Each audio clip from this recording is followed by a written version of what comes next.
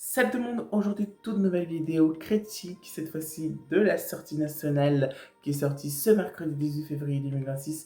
C'est Marty Suprême de Josh Safdie avec Timothée Chalamet pour C'était que lui en rôle principal. Du coup c'est parti pour le synopsis, donc c'est un genre drame biopic et du coup c'est parti. Marty Moser, un jeune homme à l'ambition démesurée, est prêt à tout pour réaliser son rêve et prouver au monde entier que rien ne lui est impossible. Ce Marty Suprême, je l'ai trouvé bien, voire vraiment bien. Les acteurs et actrices jouent plutôt bien leur rôle, hein. Timothée Chalamet, j'ai trouvé qu'il jouait bien son rôle. Il est vraiment bien dedans, honnêtement. L'histoire du film est complètement, ouais, est complètement folle, honnêtement, et j'ai plutôt bien aimé. Ça nous montre bien le personnage qui a été Marty Moser dans sa vie, avec l'argent pour aller à Tokyo, etc., etc. Et c'est vrai que dans le film, je me suis dit, ah ouais, en fait, le mec, il est complètement prêt à tout vraiment pour aller à ce tournoi à Tokyo, pour l'argent même, pour aller du coup à ce tournoi.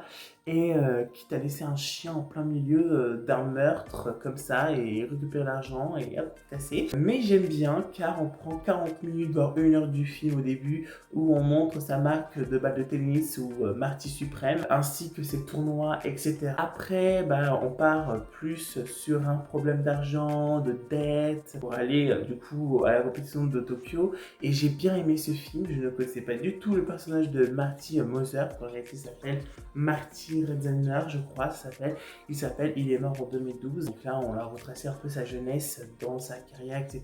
Évidemment, c'est romancé sur la vie de ce Marty, qui permet d'avoir aussi une mise en scène, bah ouais, un peu plus de mise en scène et de liberté, je pense aussi, où il y a une scène d'action, quand même une petite scène d'action plutôt cool à voir.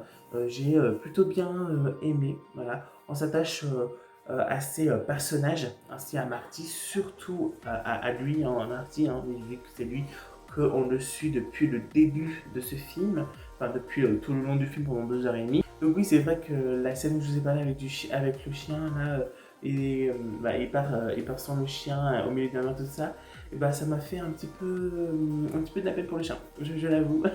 Et à ce moment-là, je me suis dit, ah mais l'enfant, il prend le chien, quoi. Il décède, bah non, non, non, il part avec l'argent, il se taille.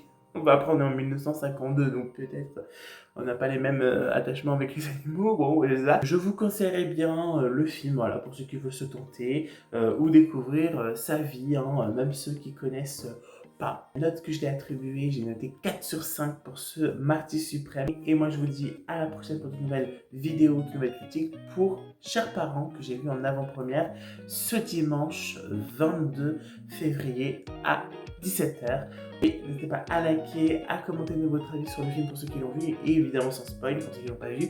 Sinon, je supprime le commentaire spoil. Et n'hésitez pas à partager à vos amis et ennemis comme vous le souhaitez. Abonnez-vous, mettez la cloche de notification, on a 243 abonnés. Bon, je vous dis à la prochaine pour de nouvelles vidéos ou de nouvelles critiques. Ciao, c'était Vaillant.